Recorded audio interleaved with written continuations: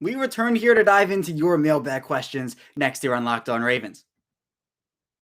You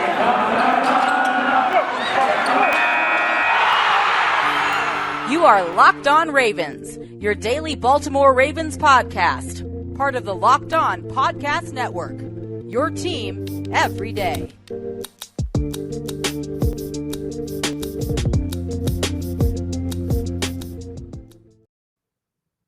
And we return here with another episode of Locked On Ravens. I am your host, Kevin Allstriker of Ravens Wire. We return here with a midweek edition episode. That means it's our mailbag. Unfortunately, Cole Jackson is not here to answer them with me. It'll just be me flying solo today, but that doesn't mean the questions won't get answered. I will do my best to answer everybody's mailbag question. We got a ton of them. 3 segments full of mailbag questions here today. That's how I like it here on this show. I love answering these questions. I know Cole does too, but again, it's just great to get all the interaction, and I want to thank everybody who did submit a question. And if you want to hear your question answered on the show, every Tuesday I tweet out something, and even on Mondays I tweet out something as well.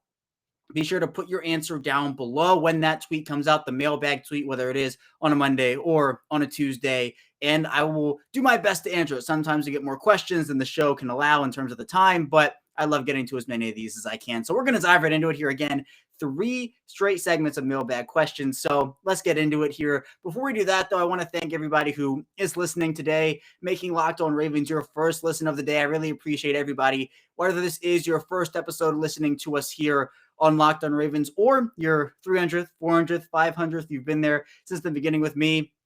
So again, it's been a great journey. I am so grateful to cover this team and do this podcast every day. And the content I put out here, I'm looking to improve it all the time. And hopefully I've done that over the course of my podcasting tenure, I'll call it. So if you're following along with us here on YouTube, be sure to hit that subscribe button, like the video. And if you're following along with us on audio, anywhere like Spotify, Apple Podcasts, Google Podcasts, and the like, be sure to follow the show so you know when we got our content out there. But that's Monday through Friday at 6 a.m. Eastern time. On YouTube, the goal is 1,000 subscribers. That's our first goal here on Locked On Ravens, and I am planning on doing something. Again, I'm not sure what it's going to be yet, but I am planning on doing something when we reach that milestone. So again, be sure to hit that subscribe button if you do enjoy the content, and the like button as well. Also, be sure to follow me on Twitter. My personal account is at KAllstriker34, and the Locked On Ravens Twitter account, that is Locked On Ravens. So 3 segments, mailbag questions. Let's dive into the first of 3 here. And we're going to start off here with a couple of questions from Eric Clark, key contributor here to this mailbag. I appreciate Eric and all the questions he's given me, and Cole, of course, over the months and years here on Locked On Ravens. So he has a couple of points. I'm going to run down each of them, and we'll talk about them briefly here. First, he says Chuck Clark equals all pro. And I mean, yeah, what a performance Chuck Clark has had this year. He's doing everything. He's not a flashy player. You know, you don't look at Chuck Clark and you don't see the splash plays really from him, but he doesn't need to have those all the time. He's a solid player, can play up in the box, good coverage skills, physical player. We saw that in Denver in week 4. He laid out a guy. And so he's a guy who's an all-around player. And I caught a lot of flack. I'm going to say I caught a lot of flack. I think it was like in August, right before the season started. I said that Deshaun Elliott and Chuck Clark have the potential to be one of the top safety duos in the league. And people said, you're crazy. Like, Chuck Clark is average. You know, he's not good. Chuck Clark has been one of the defensive MVPs on this team, not just this year, but the Ravens have long loved Chuck Clark and what he brings to the table. He's one of the smartest football IQ players on the team. And I want to bring it back to 2019 when Earl Thomas, who was recently signed then, he came in and he was asked about Chuck Clark, I think, and he said, look, I don't know why I'm here. This guy, Chuck Clark, is a super smart player. Like, he's amazing. So he, again, long loved by the Baltimore organization, and I'm super pleased with how he's performed this year. Eric next says, Prochet, is he finally going to be the Ravens version of Hunter Renfrow? And yeah, James Prochet came alive in a big way. Definitely his best game as a Raven. I mean, got a ton of targets in this one. And he's a guy who, when you look at his production, you know, pretty underwhelming his rookie season. Didn't really get on the field a ton. You then look to this year, again, 5 receptions, 74 yards on 6 targets for him in that Denver game. Showed great hands, made a couple of really nice catches.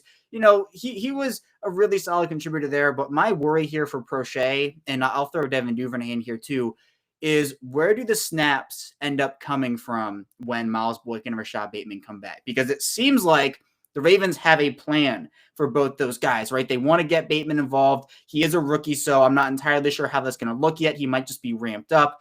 But Boykin, he is their best blocking receiver. He's one of the best blocking receivers in the NFL, and they're going to want him on the field a lot.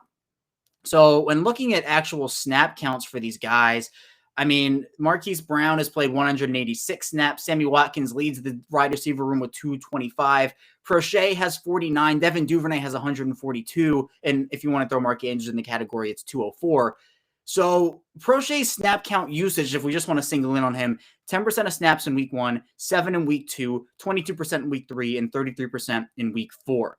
I would expect his snap count to kind of hover around weeks 1 through 3, so anywhere from 10 to 22% of snaps when all these guys come back. And it's not a Prochet issue because he deserves to be on the field. Do not get me wrong here.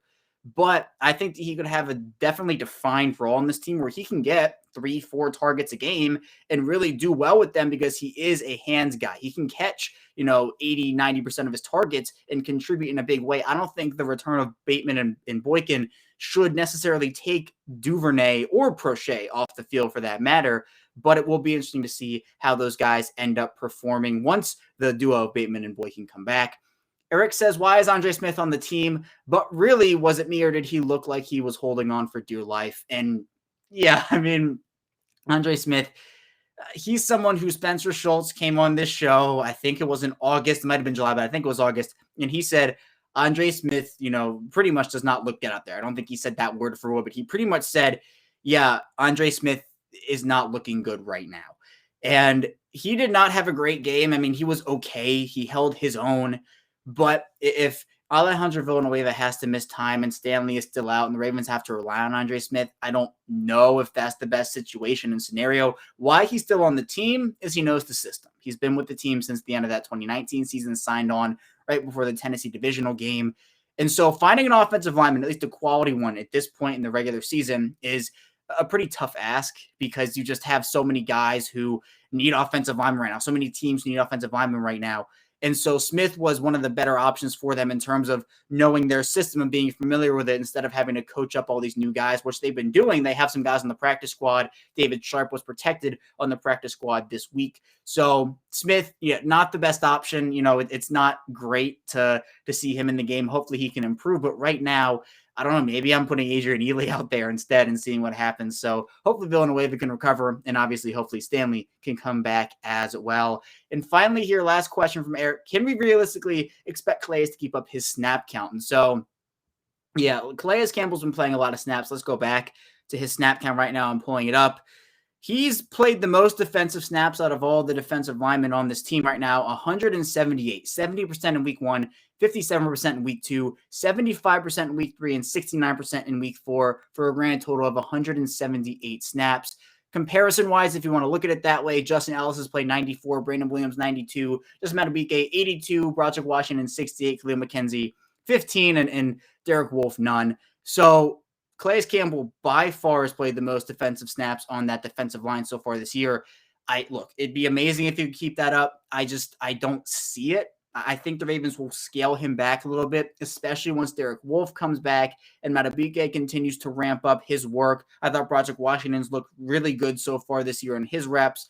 But ideally, you want Calais Campbell healthy for the stretch run. And a guy who's playing 178 snaps so far through 4 weeks, he's bottoming out here at 57%. He played 29 snaps in week 2. That was his lowest total, a season high 75% of snaps in week 3, but only 60 snaps in week 1. That was 70% of those snaps.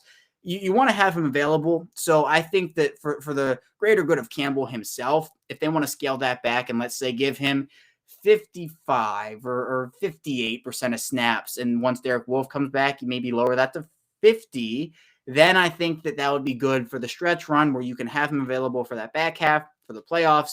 But if the Ravens defensive line depth keeps being stretched a little bit thin, which right now it's kind of back to what it was, but they're going to have to find ways. Do they kick Jalen Ferguson inside a bit, Pernell McPhee inside a bit? They can do some things with that, but Campbell's definitely played a lot of snaps so far this season. And then finally here, we're going to take one more before we head into our first break, and we're going to take a question from Ed Hudson, who asks, what has impressed you most about Wink's game plans this year, being able to win in the face of so many injuries? And so, yeah, this is a good question because I think coming into the year with the Marcus Peters injury, we saw just how much that impacted the team in week 1. We saw it in week 2. I mean, we've seen it throughout the whole year, to be honest. But I mean, this team had to deal with the COVID situation on their front seven, as we kind of talked about there a couple seconds ago. They've had to deal with a lot. Chris Westry going out with an injury. They've had Derek Wolfe out. Jimmy Smith missed the first 2 weeks. They've dealt with a lot. But what I was most impressed with was definitely Kansas City, where, look, all this team wants to do is blitz. I mean, Don Martindale, he loves it. That's his identity. But I think a lot of people know that blitzing Patrick Mahomes is a very, very dangerous game. Blitzing any quarterback can be a dangerous game. But with Mahomes, it's a different level. And he adjusted his game plan, Wink Martindale did, kind of delaying blitzers and almost spying Mahomes. And doing that, really, I kind of rattled him a little bit. We saw Odafe Owe come as a delayed blitzer. That resulted in an interception. It's the adjustments. I've been impressed with not only Martindale, but also Roman's ability to adjust, Greg Roman's ability to adjust this year. There are still some spots where you'd like to see improvement. I know the end of the Raiders game caught Martindale a little bit of flack. Greg Roman's had some issues adjusting at points, but compared to last year, I've seen a lot of improvement in those two. And look, Marcus Peters is not coming back anytime soon, right? He's done for the year. Derek Wolfe hopefully will be back soon. Chris Westry, same thing. You're looking at a bunch of other guys, but this team is resilient. You know, these coordinators, they've had to deal with a lot of new faces on their defense just because they've been down so many guys. And with Martindale trying to pick up this defense, I mean, Earl Thomas had difficulty with it coming into it in 2019. It's a complex defense to pick up. So getting those guys up to speed, getting them playing at a high level, and seeing that defense begin to improve. It was a tough start to the year, but seeing them start to improve, hopefully they can build off of that momentum and continue to improve and have that great year that I think a lot of people were expecting from them in 2021. We're going to head into our first break, though. When we get back, we're going to be continuing our mailbag questions, diving into more answers for those, so stay tuned for that. But hey, Ravens fans, this is Kevin Oestreicher with an incredible app everybody who buys gas needs to know about in Get Upside. Every time you fill up, you can get a bonus 25 cents per gallon. That's up to 50 cents cash back. You just use the promo code TOUCHDOWN. Just download the app for free and use that promo code TOUCHDOWN to get up to 50 cents a gallon back on your first tank. Some people who drive a lot are making as much as $200 to $300 a month in cash back, and there's no catch. The cash back gets added right to your account. You can cash out anytime to your bank account, PayPal, or any gift card for Amazon and other brands. Just download the free Get Upside app and use promo code TOUCHDOWN to get up to 50 cents a gallon cash back on your first tank. That's code TOUCHDOWN. We've returned here, our second segment of this Wednesday edition, midweek edition here of Locked On Ravens. Kevin Oestreicher still here with you, your host. And we're going to now dive in to a couple more mailbag questions because we have a plethora still to answer. I'm excited to dive into them here. So let's start off with a question from Benny Spooktober. Yes, happy October, everybody. We're in that spooky season right now. And he asked a good question. Which player or players do you think showed the most growth against Denver on both offense and defense? Well, this is a good question. If I had to pick a player on offense, I mean, I love what James Prochet did in this game. I mean, I think overall, coming in pretty cold, I mentioned the snap counts, definitely had a career high in snap counts against Denver. He played his role very well, ended up being a security blanket for Lamar Jackson. I think that's what people were expecting for him when he ended up coming in the game and helping him out in that way. Because Prochet, I think, didn't get a fair shake his rookie season. I've talked about that before. And what he was able to do on Sunday in Denver, you know, he stepped up. And there were some struggles with Marquis Brown in week 3. I thought Marquis Brown, you want to talk about improvement. Marquis Brown, we know, is a good player, but I thought he responded really, really well. I mean, that 49-yard touchdown catch, I mean, thing of beauty. So those are the types of bounce back performances you need to not, Marquis Brown had a bad week. No one's sugarcoating that. Coming back from that, though, making a huge play, getting open. He's back on track to have that breakout season. So I was impressed with what I saw out of him. It's a little different when comparing Prochet and comparing Brown because Brown is getting a ton of snaps week in and week out. He's not really in jeopardy of losing that unless something catastrophic happens. But Prochet, on the other hand, he's kind of fighting for snaps, and he showed that he deserves more because he did a lot of different things for this offense, and he was really a catalyst in helping them win the game. Same thing with Marquise Brown as well. And I mean, honorary mention to Lamar Jackson, I guess, right? I mean, great throws all around. A couple missed throws, missed deep balls. Devin Duvernay had a touchdown. He beat his man. Lamar Jackson missed them. But other than that, I think Prochet and Brown are my two picks there on defense. I think Justin Madubuike coming back made a couple of really nice plays. Had that penalty, not great, but still was a disruptor. Odafe Owe also had a really nice game. Anthony Averett, I've been impressed with his ability. I mean, Brandon Stevens, too, coming in and stepping up for Deshaun Elliott, who was out with a groin injury, I think with a quad injury, was pretty impressive. So overall, the defense had a lot of guys step up. Malik Harrison, I thought, had a bounce-back game considering how his season started off. There were a bunch of guys on defense, and this team has been about guys stepping up because, the loss of Peters and what is Campbell doing? Calais Campbell, I mean, you can't say enough good things about how Campbell's performed. He's been one of the Ravens' best players, but in terms of actual improvement, we're seeing Madubuike continue to improve and Owe continue to improve. Both guys had pretty good starts of the year, but it's not about starting off, it's about finishing strong too. And these improvement games where they're taking those steps, especially as young guys, I think are super, super important for me. Next here, we're going to talk about a question from Ron, and he asks, when do you think the defense will hit its stride and be one of the best like we're used to? And so this is an interesting question, and it kind of goes back to what I talked about a couple minutes ago, because a lot of people were expecting this defense to be good this year. Patrick Queen, big leap. A lot of people were expecting that. Deshaun Elliott, big leap. With having Campbell and Wolf and Williams and Humphrey and Peters and all these guys, right? It was expected to be another great year.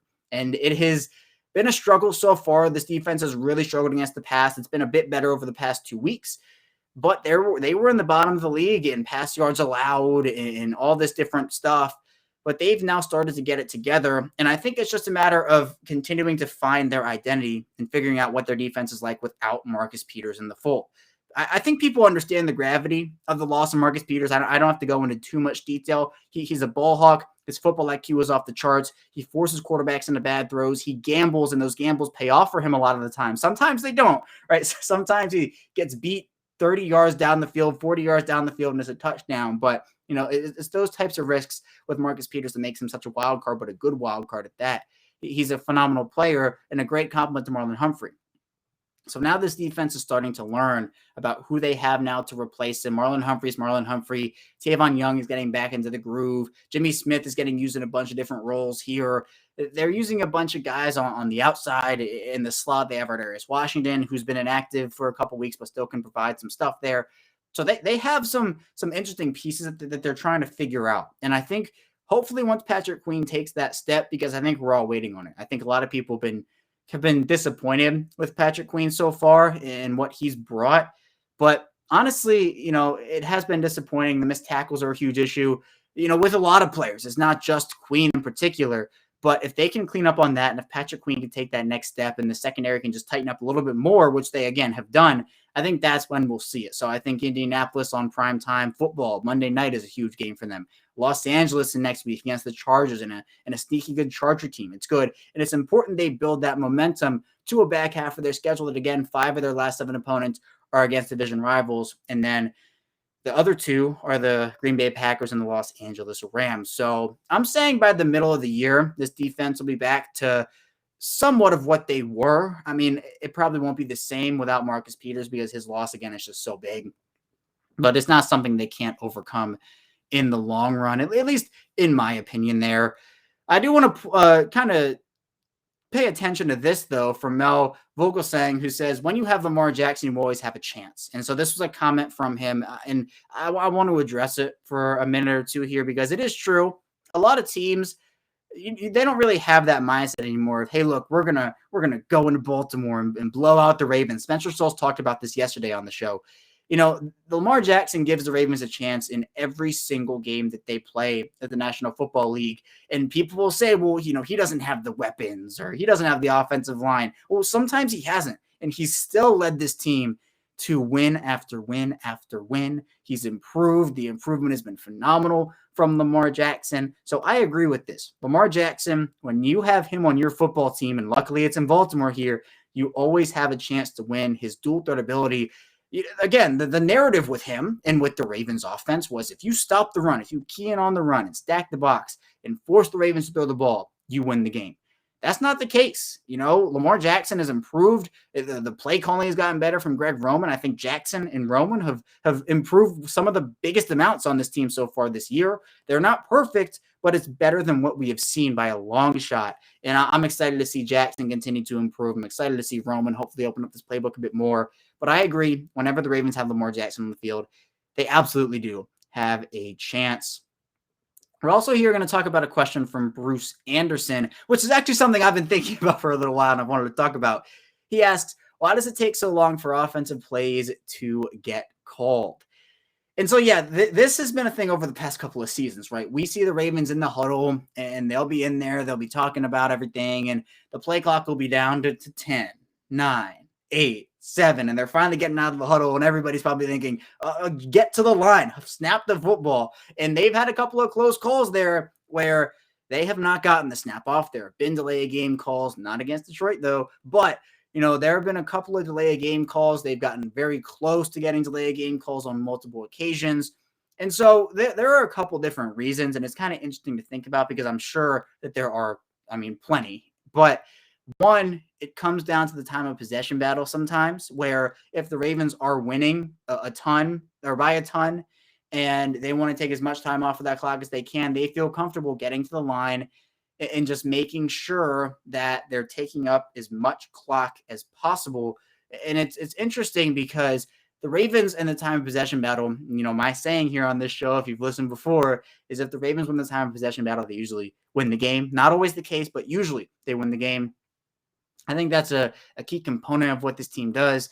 And honestly, for them, I think that's part of it. Another part of it maybe could have to do with the communication from the booth down to Lamar Jackson. I don't know how big that is. And honestly could be a non-factor whatsoever. And I'm just not saying something that's right. But, kind of thinking about it, it is interesting, it's kind of figuring out how long it takes, from the call to get to Roman into Jackson's headset. It's probably honestly not that big of a deal. Like just thinking about it as I'm talking about it, it's probably not that big of a deal. It's an interesting question though, because I attribute it to the play calling in terms of, all right, we want to take as much time off of the clock as we can, but even in late game situations where the Ravens need the time, we still see it. So I'm still going to go with the fact that they're trying to take time off the clock usually. And that goes not just for the end of game situations where it's kind of obvious, but even earlier in the game. But again, I'm sure there are probably other reasons there as well. But we're going to head into our final break. When we get back, we're going to be continuing our mailbag, rounding it out here. So stay tuned for that. But did you know that Built Bar is the best tasting protein bar ever? What's your favorite Built Bar flavor? Did you know that Built Bar has 9 delicious flavors, including coconut, almond, double chocolate, and salted caramel? Not only are Built Bar flavors the best tasting, but they're healthy too. You can order today and get that raspberry or mint brownie or whatever you like. So go to BuiltBar.com and use promo code LOCKED15 and you'll get 15% off of your first order. Use promo code LOCKED15 for 15% off at BuiltBar.com. And we're back and better than ever. All eyes are on the gridiron as teams are back on for another football season. As always, BetOnline is your number one spot for all the pro and college football action this season. With a new updated site and interface, even more odds and props and contests, BetOnline continues to be the number one source for everything football. Head to the website or use your mobile device to sign up today to receive your 50% welcome bonus on your first deposit. Don't forget to use our promo code LOCKEDON to receive your bonus. From football, basketball, boxing, right to your favorite Vegas casino games, don't wait to take advantage of all the amazing offers available for the 2021 season. BetOnline is the fastest and easiest way to bet on all your favorite sports. BetOnline, where the game starts. We return here with our final segment of this Wednesday edition of Locked On Ravens. Kevin Oestreicher, your host, still hanging out with you here. And we've gotten into a bunch of really good mailbag questions. We're going to continue that trend here, though, as we are going to round out our mailbag. And so we'll start off with a question from Chris Boy, who asks, what's the lowdown on Alejandro Villanueva, and could we swing a trade for a tackle? As a side question, how is Juwan James progressing? So in terms of Juwan James, I'll answer that part of it first. The Ravens seem not weirdly optimistic, but like they seem optimistic, right? They've said, yeah, it could be this year, it could be next year. I don't know. I'm not a doctor. I don't know how he's progressing personally. The injury he suffered is a pretty serious one. And I'm honestly expecting him to be done for this year and he'll come back in 2022 healthy and then he'll compete. But in terms of actually swinging a trade for a tackle and the lowdown on Alejandro Villanueva, this is one Cole's perspective would be amazing on this one. But my perspective is that Villanueva has been a bit of a mixed bag. The injury is a bit concerning. Hopefully that doesn't hold him out. It doesn't seem like it's anything serious according to John Harbaugh, but he's been a mixed bag. Obviously, week 1 at right tackle was not good. Kind of just trying to block that out of my memory here. But, I mean, overall, left tackle, the movement over there helped him tremendously. He obviously played that in Pittsburgh for, literally the majority of his career. And he's someone who, has gotten beat a couple times in pass protection. He's been actually pretty solid in the run game. That's been the strength for him so far. The pass protection's been so-so since moving over, but the run blocking, I think, has been pretty good overall.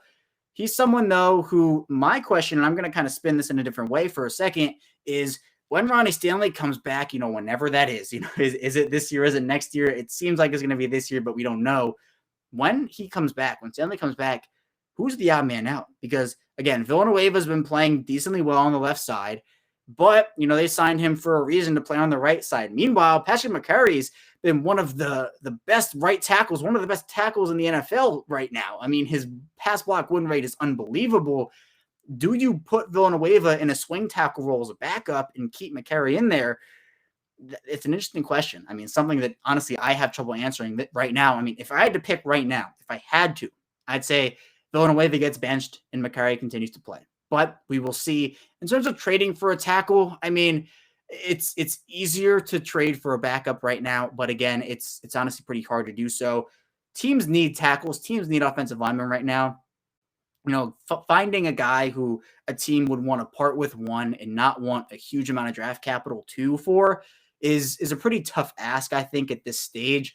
So I think, it's one of the reasons why we're seeing Andre Smith and they're signing all these tackles to their practice squad, because I think they kind of know that they don't want to give up a ton for a tackle, but they need them, right? You can't go without tackle depth.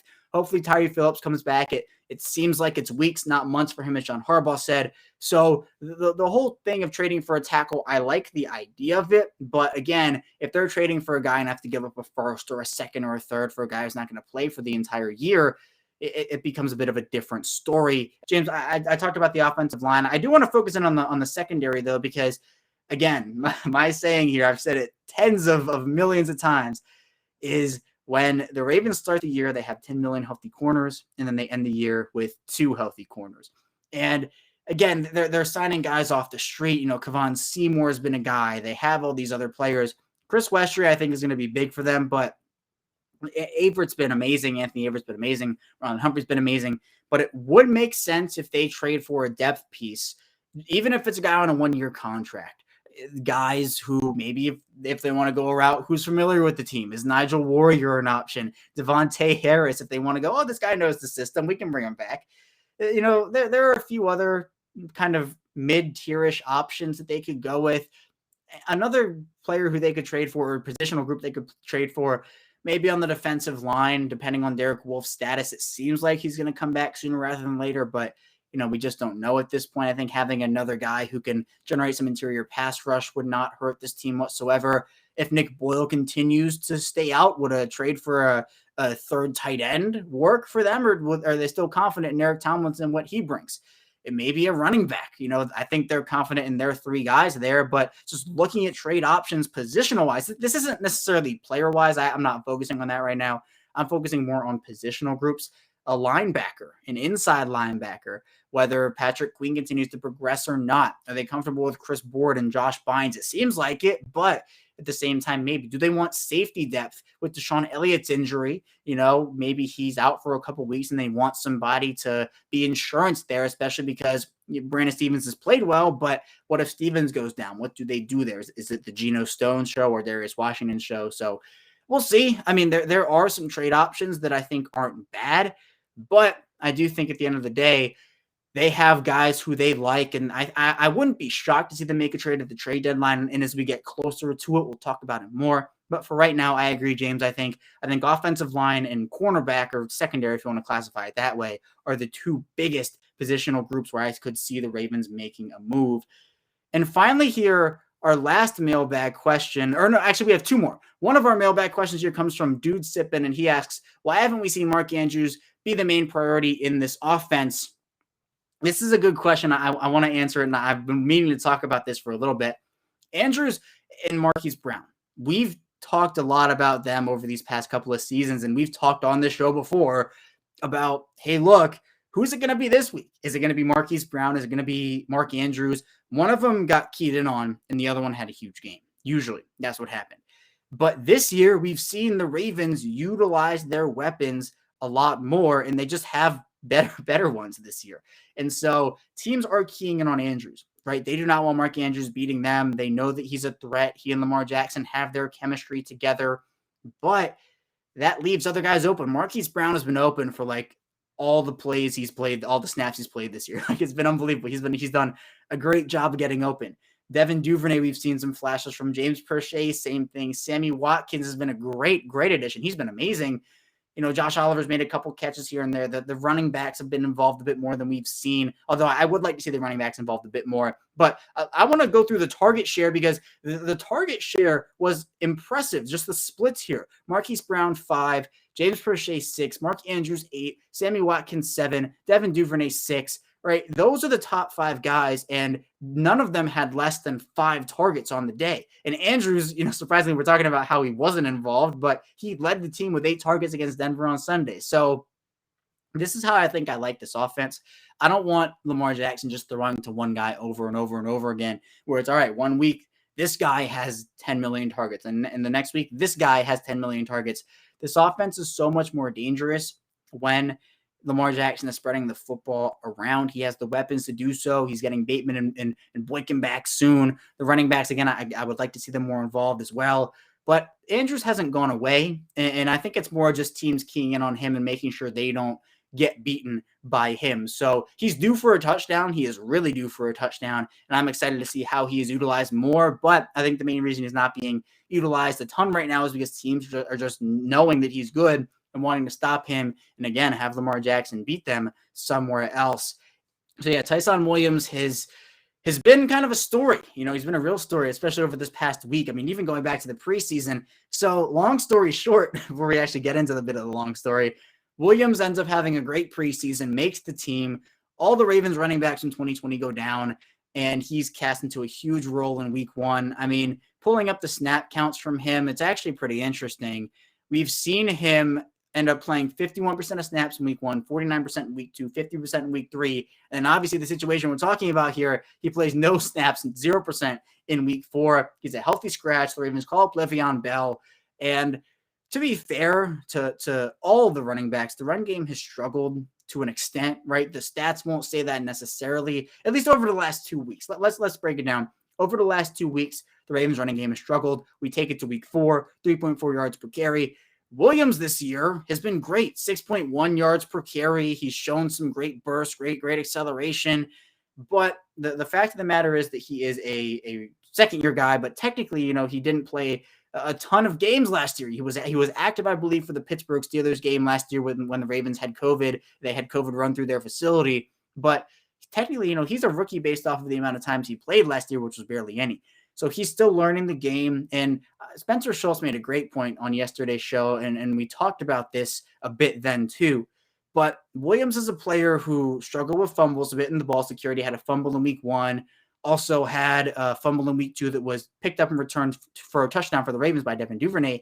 But he also has not been amazing in the pass game. Lamar Jackson's tried to lead him. He hasn't really been able to get a hang of that right now. And I think the Ravens just trust veterans more anyway, but Williams was the guy who knew the system coming in, and the Ravens had to sign Latavius Murray. They had to sign Devonta Freeman, Le'Veon Bell. Those guys have now caught up a bit. They're not perfect, but they've caught up. They're using Latavius Murray in a Gus Edwards role. They're using Devonta Freeman in Justice Hill role. Le'Veon Bell's kind of a wild card right now.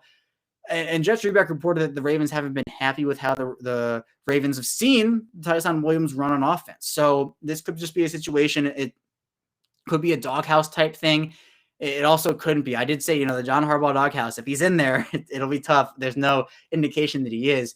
But I think this is just the Ravens trusting vets and over a young player. J.K. Dobbins, over his first 6 games, had 25 carries. I've said that stat a lot, but it holds weight because he was ripping off 30, 40-yard runs consistently, and the Ravens all of a sudden had to give him playing time. But Williams hasn't really shown that. Had a good touchdown in week 1 against the Raiders, but other than that, we've seen a couple bursts, but not as many as I think a lot of people think that he's shown. So this isn't the end of Tyson Williams. I just think that the Ravens want to see what they have. They're still figuring out the running back rotation. I think Williams deserves a spot in that running back rotation. Honestly, if I'm being 100% transparent, I think Devonta Freeman should be the odd man out. I just don't see it from him this year. I think a trio of Murray, Bell, and Williams would be great. And Freeman is a practice squad guy, but they're still figuring it out. They're still trying to see how things work in their offense with their running game. And as they figure that out, I think Williams will end up getting back into the rotation. It's kind of just a matter of when, whether it is this week against Indianapolis or further down the line. But that's all the time that I have here today on Locked On Ravens. That's all that we have for you here today on Locked On Ravens. Again, a great batch of mailbag questions. Thank you to everybody for asking those questions. I had a blast answering them. When we get back here tomorrow, we'll be diving into Crossover Thursday with the Locked On Colts podcast. So stay tuned for that, and I will see you tomorrow.